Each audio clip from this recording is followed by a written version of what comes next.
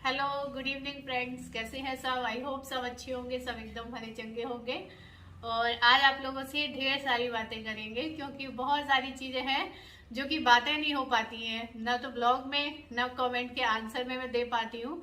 तो मैंने कहा क्यों ना बैठ के आप लोगों से बात कर ली जाए, क्योंकि बहुत सारी चीजें हैं प्रेगनेंसी को लेके, बहुत सारी बातें आप लोग पूछते रहते हैं जिन पे मैंने अभी तक खुल के आप लोगों से बात नहीं कर पाई, क्योंकि ना तो व्लॉग में बात हो पाती है, जब तक आप प्रॉपर बात नहीं करोगे वो सारी बात नहीं हो पाती है। और ना ही कमेंट में मैं रिप्लाई कर पाती हूँ। आपके काफी सारे सवाल होते हैं कि दी आपको भी ऐसी प्रॉब्लम हुई थी क्या, ऐसी ऐसी दिक्कत है तो क्या किया आपने। तो मैंने कहा चलो मैं एक वीडियो बनाऊंगी जिसमें मैं सारी चीजें अच्छे से जिसमें कि मैं सारी चीजें अच्छे से आप लोगों से डिस्कस कर सकूं, ताकि बहुत सारी मेरे जैसी लेडीज होंगी जिनको कि मेरे से हेल्प मिल सकती है। इसमें कि मैं अपनी जो प्रेगनेंसी की जर्नी रही उस पर भी बात करूंगी, उसमें बीच में क्या क्या दिक्कतें आई वो भी बात करूंगी। और बहुत सारे लोगों के कुछ सवाल भी रहते हैं जो कि मैंने कुछ नोट करके भी रखे हैं। तो मैं इस वीडियो में सोचूंगी, तो मैं इस वीडियो में आप लोगों के साथ डिस्कस भी करूंगी, तो वो मैं बात करूंगी। और साथ में कई लोग पूछते हैं कि दी आपका कौन सा मंथ चल रहा है, कौन सा महीना चल रहा है और कैसी रही मेरी अभी तक की जर्नी। बहुत बड़ी मतलब एक बहुत बड़ा सवाल है आप लोगों का। काफी लोगों के मैंने शुरुआत में कमेंट देखे थे कि बहुत ही लेट प्रेगनेंसी है, इतना लेट प्लान किया है तभी ये दिक्कतें आ रही है, इतना लेट प्लान नहीं करना चाहिए, ऐसा सब कुछ। तो लेट का कहा जाए ना कि ये चीज जो होती है वो आपके हाथ में नहीं होती है, क्योंकि जब ऊपर वाले की इच्छा होती है तभी कोई चीज होती है। और दूसरी बात रही लेट की, तो मेरी एज मैं आप लोगों को बता दूं इतनी भी ज्यादा नहीं है जितना कि लोग सोच लेते हैं कि मेरी उम्र निकल गई, ये उम्र नहीं होती है बच्चे करने की, ये उम्र नहीं है प्रेगनेंसी की। क्योंकि इससे अगर आप मुझे ऐसा कमेंट करेंगे तो बहुत सारी और भी लेडीज डिमोटिवेट हो सकती है, बहुत सारी और भी महिलाएं होंगी जो डिमोटिवेट हो सकती है कि हाँ इस उम्र में सच में नहीं किया जा सकता क्या। तो मेरी इतनी भी उम्र नहीं है कि इस उम्र में प्लान नहीं किया जा सकता, क्योंकि मैंने तो क्या है पॉलिटेक्निक के बाद मेरी शादी हो गई, लेकिन मेरे साथ की बहुत सारी ऐसी लड़कियां होगी जो उन्होंने बीटेक किया, एमटेक किया, फिर कुछ साल नौकरी की। तो अभी भी कई मेरी ऐसी दोस्त हैं जिनकी शादी होती जा रही है, या जिनका एक बच्चा है, दूसरा होने वाला है, या जिनकी अभी शादी होने वाली है कुछ दिनों बाद। तो क्या जिनकी शादी होगी वो बच्चे प्लान नहीं करेंगे, ये सोच लेंगे कि हम बहुत लेट है या बहुत लेट प्रेगनेंसी है, इस हिसाब से तो बच्चे प्लान ही नहीं कर पाएंगे। तो ऐसा कुछ नहीं है कि ये बहुत लेट है। अगर आपका लेट होता है, बहुत लेट है, उम्र निकल गई, तो डॉक्टर आपको खुद ही बता देता है। रही बात प्रॉब्लम की, तो प्रॉब्लम कम में रही बात प्रॉब्लम की तो वो किसी भी एज में आपको आ सकती है। जरूरी नहीं है कि आपकी एज इतनी है इस वजह से प्रॉब्लम आ रही है, ऐसा कुछ भी नहीं है।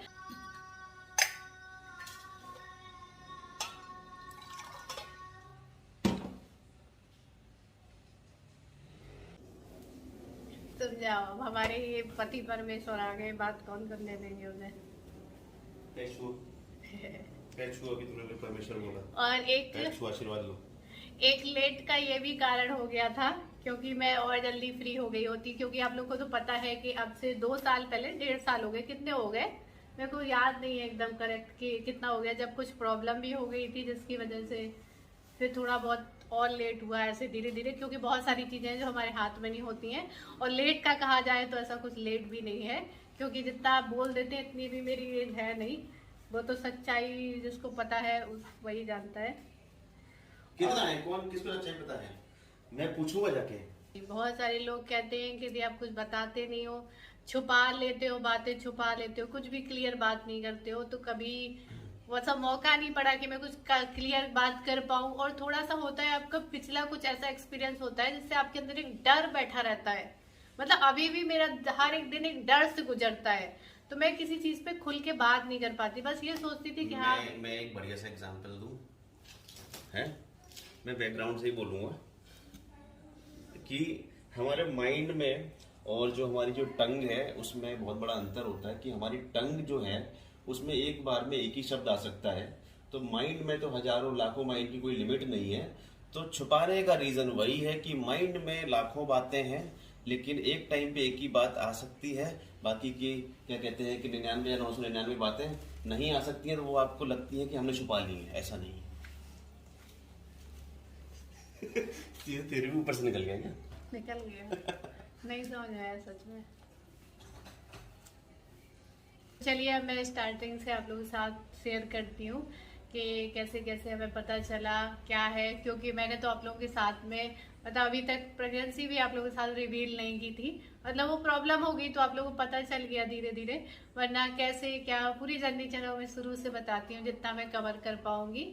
तो जब स्टार्टिंग में हमें पता चला, क्योंकि जिस टाइम मुझे पता चला था ना कि हाँ मैं प्रेग्नेंट हूँ सच में, तो मतलब उस टाइम हमने सोचा भी नहीं था। मतलब जब कहते हैं ना कि हम कोई चीज सोचते हैं कि इस बार ऐसा हो सकता है या अभी ऐसा हो सकता है, तो बहुत सारा माइंड में ऐसा रहता है। लेकिन जब ये न्यूज हमें मिली ना ऐसा हुआ, उस टाइम हमने उस बार बिल्कुल सोचा ही नहीं था कि ऐसा कुछ हो सकता है। मतलब बिल्कुल भी हम लोग मतलब चीज को एक्सेप्ट नहीं कर रहे थे कि ऐसा हो सकता है, सोच भी नहीं रहे थे। अचानक क्या हुआ कि जैसे नॉर्मल हर मंथ होता है कि लड़कियों को जो पीरियड आता है तो उनको पेट में दर्द होता है, तो ऐसे ही मुझे मतलब दर्द हुआ उस टाइम पे, उस महीने पे वैसे ही दर्द हुआ।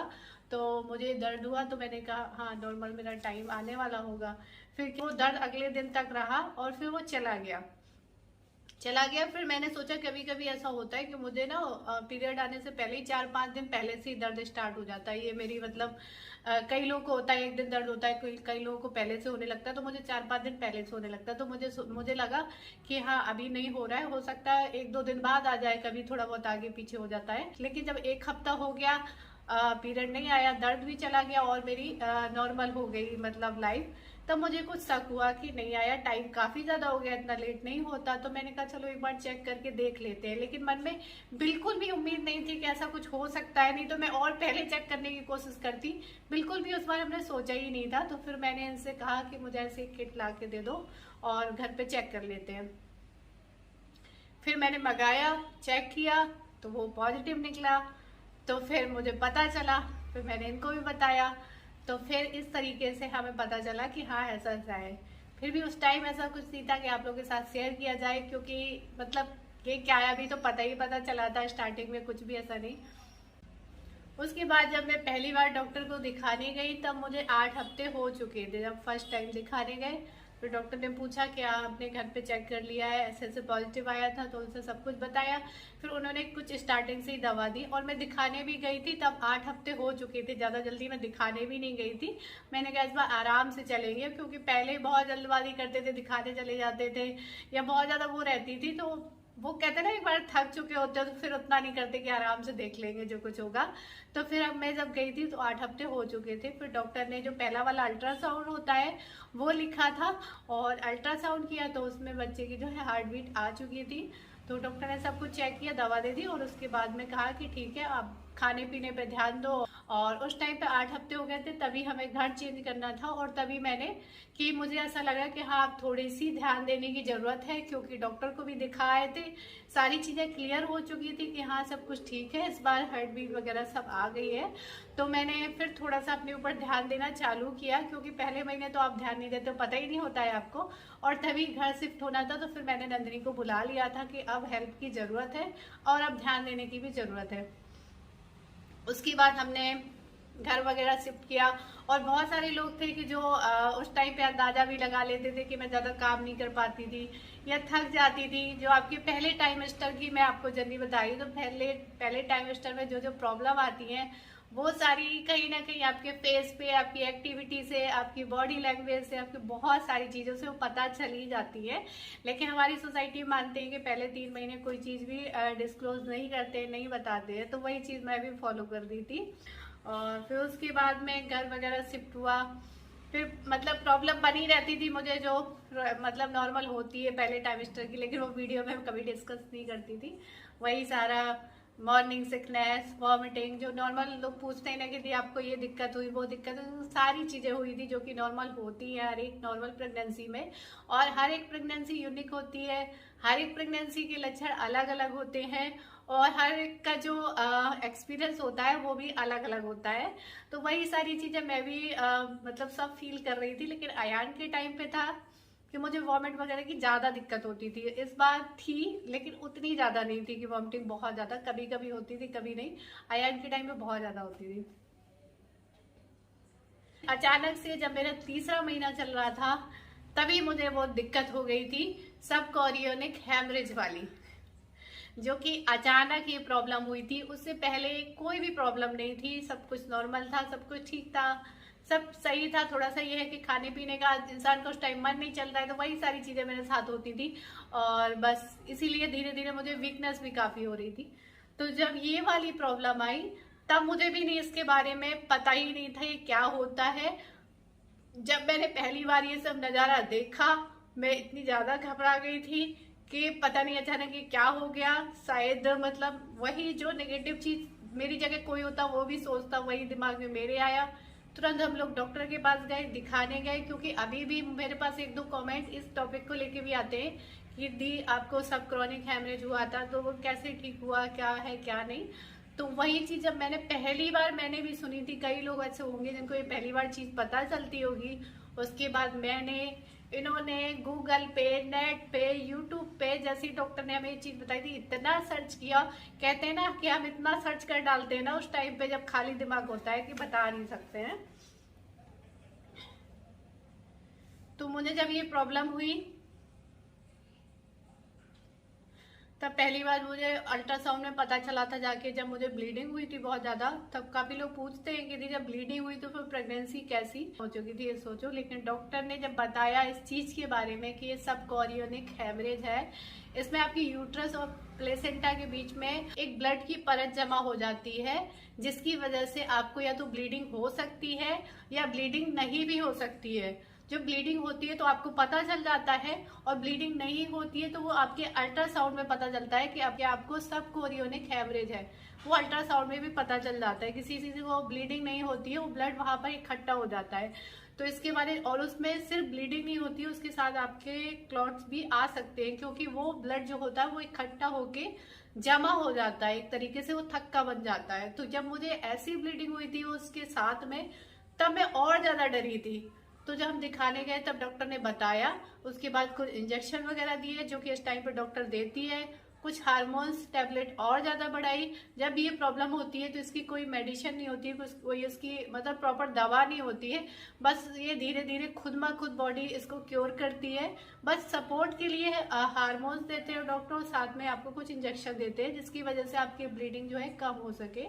और उसके बाद में जो आपका हैमरेज हुआ होता है वो धीरे धीरे करके वो काफी दिनों तक, महीने भर तक, 1.5 महीने तक आपको ब्लीडिंग के थ्रू थोड़ा थोड़ा होता जाता है। वो पुराना जो ब्लड इकट्ठा होता है वो आपका क्लियर होता ही होता है, और वो बॉडी उसको खुद ब खुद आपकी बॉडी से उसको निकाल देता है, मतलब साफ कर देता है। तो ये प्रॉब्लम मुझे जब हुई थी तो डॉक्टर ने मुझे प्रॉपर रेस्ट दिया था। अब बहुत सारे लोग कहते हैं कि ऐसा करते हो इसलिए प्रॉब्लम हो जाती है, वैसा किया इसलिए प्रॉब्लम हो जाती है। तो ये प्रॉब्लम तो डॉक्टर भी पूरा आपको सही कारण नहीं बताएंगे किस वजह से हो सकता है। ये बहुत सारी चीजें होती हैं जिसकी वजह से आपके जो बॉडी के हार्मोन्स होते हैं वो डिसबैलेंस होते हैं, वो आपके स्ट्रेस की वजह से, बहुत कुछ आप ऐसे भारी भरकम काम कर लो वो भी एक वजह होती है। तो जिसकी वजह से जब बॉडी में कुछ भी चीज डिसबैलेंस होती है तो कहीं ना कहीं उसका साइड इफेक्ट आ जाता है, तो वो प्रॉब्लम हो जाती है। लेकिन उसमें फिर क्या है, डॉक्टर आपको बेड रेस्ट बताता है जिससे कि आप पूरा आपकी बॉडी रेस्ट कर सके, जो आपकी बॉडी में क्षति हुई है वो पूरी हो सके, इसलिए डॉक्टर आपको बेड रेस्ट दे देता है टाइम पे।